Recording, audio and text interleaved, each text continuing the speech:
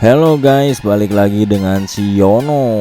Kali ini saya akan menceritakan alur cerita film yang berjudul Just a Stranger tahun 2019. Film ini bercerita tentang pria yang biasa saja berselingkuh dengan wanita kaya raya. Tanpa banyak berlama-lama, bagaimana pria itu mendapatkan serabi lempitnya? Kita masuk aja ke alur cerita filmnya. Dontol, di sini ada si Dontol lagi. Di sini ada si Dontol lagi. Diawali film yang diperlihatkan tiga orang wanita cantik asal Filipina yang sedang berlibur di Portugal. Ketika wanita itu bernama Kim, Vian, dan Mei. Kim dan Vian pergi keluar untuk berjalan-jalan, tetapi Mei menolak untuk ikut karena beralasan sedang tidak enak badan, dan akhirnya Mei merasa bosan sendirian di hotel. Ia memutuskan untuk pergi sendirian ke pantai. Sewaktu sedang asik-asiknya berjemur, tiba-tiba seorang pria muda ganteng datang mendekatinya. Dari logat Mei berbicara, pria itu mengetahui kalau si Mei ini orang dari Filipina dan langsung mengenalkan dirinya yang bernama Jericho. Jericho ialah berada di sini karena ayahnya seorang duta besar Filipina yang sedang bertugas di Portugal. Pria itu menawarkan jasa pemandu wisata untuk berjalan-jalan di Portugal dengan secara gratis. Tetapi si Mei menghiraukan tawaran itu. Pria muda itu tidak langsung meninggalkan si Mei, tapi malah memamerkan badan sispeknya, dan kemudian ia berenang. Setelah beberapa rayuan gombal keluar dari mulutnya, akhirnya Mei mau untuk diajak berjalan-jalan di kota Lisbon, ibu kota dari Portugal. Sembari berjalan-jalan, Jericho mengenalkan dirinya kalau dia dibesarkan dan berpindah-pindah tempat. Mengikuti ayahnya yang seorang duta besar di Filipina tadi, Jericho pernah bersekolah di Amerika, tetapi dikeluarkan karena sering membolos. Di tengah perjalanan, Mei merasa kelelahan dan bersender di tembok, yang kemudian Jericho mengejeknya karena lemah seperti orang tua. Hal itu membuat Mei bergantian mengejek Jericho yang hanyalah seorang bocah berusia 19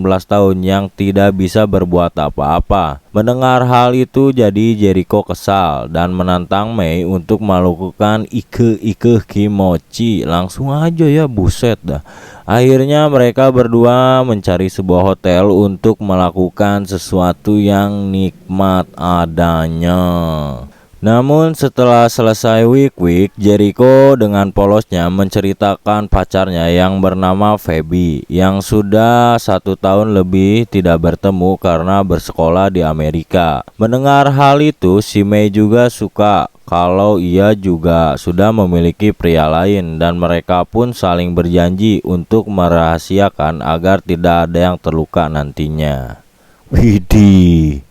Dan keesokan harinya, Jericho mengajak Mei keluar untuk melihat ke satu tempat, memberitahukan kalau pada malam hari itu seluruh kota akan terlihat indah. Kemudian ia mengajak Mei untuk menunggu malam dan melihatnya bersama-sama. Mei menganggap cinta itu satu malam. Mei pun pergi meninggalkan si Jericho dan kembali ke hotel karena sudah ditunggu oleh teman-temannya. Singkat cerita, 1 tahun pun berlalu. Kemudian ayah Jericho yang sudah menyelesaikan pekerjaan di Portugal tadi kembali ke negara asalnya di Filipina. Begitu juga dengan si Jack. Nah, Jack ini adalah panggilan sayang dari ayahnya si Jericho. Ayahnya menitipkan Jack kepada temannya untuk bekerja sebagai pemandu di sebuah museum. Dan di sana Jack diancam untuk tidak membuat malu ayahnya karena kenakalan yang dibuat si Jack beberapa negara dulu yang membuat ayahnya sangat malu. Tanpa diduga-duga, saat Jack sedang bekerja di museum, di sana ada Mei yang sedang bersama pria lain. Jack pun penasaran dengan hal itu, mendatangi si Mei yang sedang minum es kelapa. Melihat dari cincin yang melingkar di jari Mei, rupanya pria itu bernama Phil, suami si Mei. Sudah dinikahinya selama 13 tahun lamanya. Mei datang ke museum itu untuk menemani suaminya bertemu dengan rekan bisnisnya.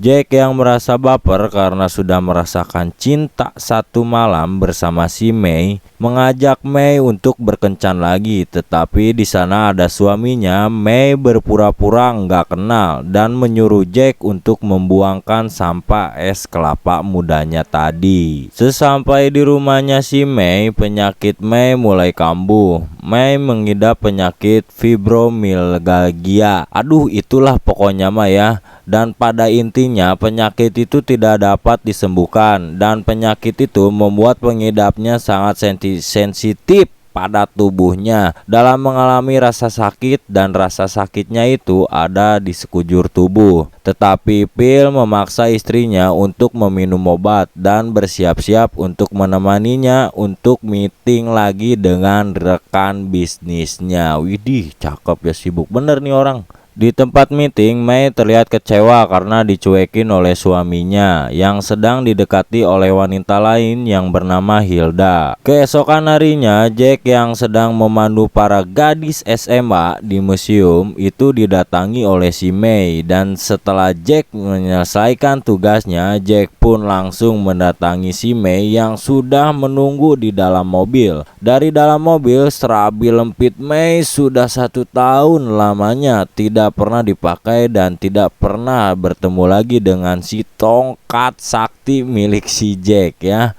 Langsung saja mengajak Jack untuk melakukan bercocok tanam lagi di dalam mobil ya guys ya. Sempit atuh ya. Baru saja melakukan pemanasan, tiba-tiba ayah Jack datang tepat di samping mobilnya. Jack pun langsung sangat ketakutan dengan ayahnya. Itu pun langsung bergegas kembali ke museum dikarenakan kejadian tadi yang sangat sebentar. Mei pun memberikan alamat rumahnya yang kemudian didatangi oleh si Jack untuk melanjutkan lagi bercocok tanam. Dan keesokan harinya, Jack pemandu wisata yang sangat baik ini mendapatkan pujian oleh bosnya. Di depan ayahnya sepulangnya kerja, ayahnya menyuruh Jack untuk menyiapkan diri untuk menjadi seorang anggota dewan. Sesampainya di rumah, Jack kabur dari rumahnya ke rumah si Mei, dan dia di sana bercerita kalau dirinya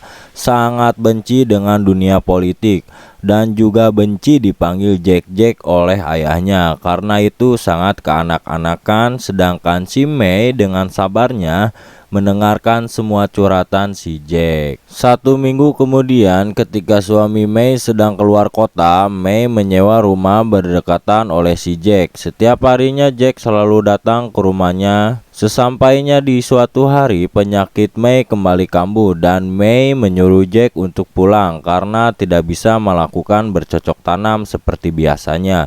Tetapi si Jack ini bilang kalau dia datang bukan untuk main, hanya aja melainkan karena ia sayang kepada si Mei. Dengan ikhlas si Jack pun membuat sarapan, membersihkan rumah sampai dimandikan si Mei. Mantap ya. Hal itu membuat Mei menjadi cinta beneran kepada si Jack. Ya nggak cinta lah orang dimandiin ya guys ya.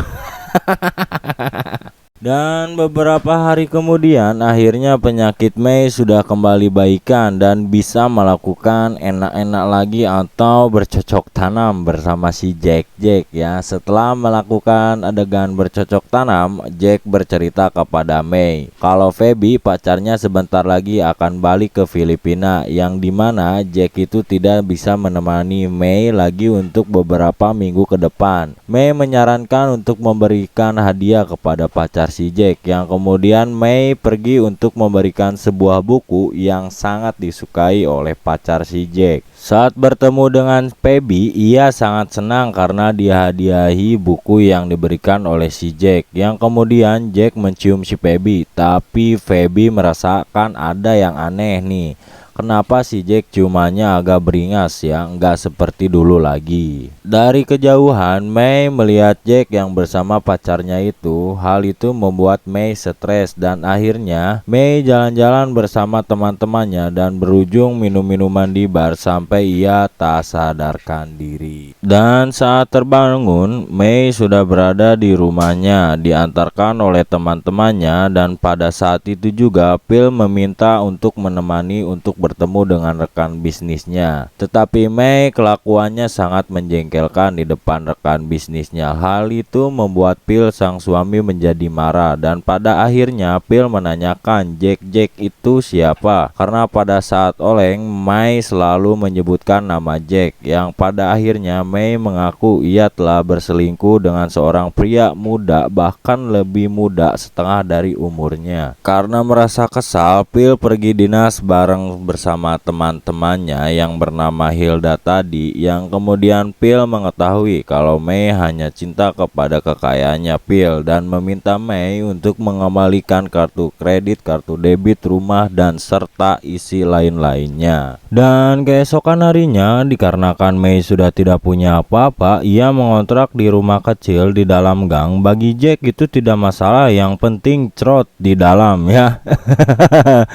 Dan di malam harinya Jack dan Mei pun melakukan bercocok tanam lagi di sebuah warung remang-remang dan melakukan perjalanan sampai matahari terbit. Di sini tiba-tiba Mei menyuruh Jack untuk memutuskan pacarnya si Pebby. Jack pun menjawab kalau itu tidak bisa karena orang tuanya telah berencana untuk menikahinya dengan si Pebby. Mendengar hal itu, Mei pun langsung kesal kepada si Jack karena sifatnya yang kekanak-kanakan yang tidak bisa menentang orang tuanya, yang dimana Mei berani meninggalkan Phil bersama harta kekayaannya. Sampai pada malam harinya Jack tersadar lalu meminta Mei untuk menunggu dan kemudian memberi gelang kaki sebagai tanda janjinya. Saat Jack hendak pulang berjalan ke rumahnya, Jack dihadang oleh beberapa orang yang tidak dikenal di tengah jalan. Sampai 1 minggu kemudian Mei tidak mendapatkan kabar dan akhirnya pergi ke tempat kerja Jack. Rekan kerja Jack memberitahu bahwa sudah 1 minggu ia koma di rumah sakit karena kepalanya dipukul sampai cedera otaknya. Mei nggak berani datang untuk menjenguknya karena nggak mau memperkeruh suasana.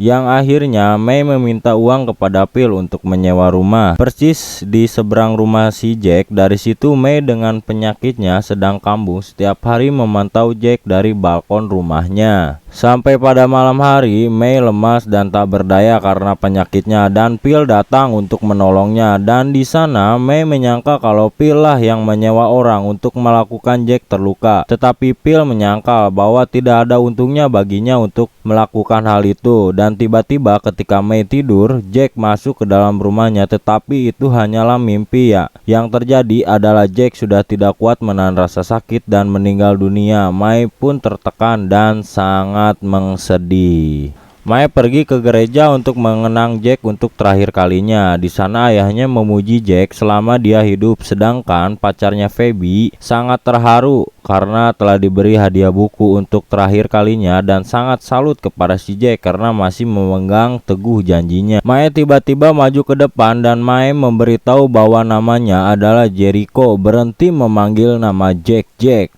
Mei memarahi orang tuanya karena selalu memaksakan keinginannya kepada Jericho kalau sebenarnya Jericho benci sama politik, dan ayahnya tidak pernah memberi kebebasan kepada Jericho sampai semua orang tercengang melihat si Mei berbicara. Dan ternyata semua itu hanyalah khayalan si Mei saja. Sebenarnya terjadi. Mei berbicara kalau ia pertama kali bertemu Jericho di museum dan Jericho merupakan pemandu yang sangat hebat, dan tiba-tiba Mei pun pergi keluar dan film pun tamat. Pesan yang kita ambil dari film ini adalah jangan berselingkuh ya guys ya.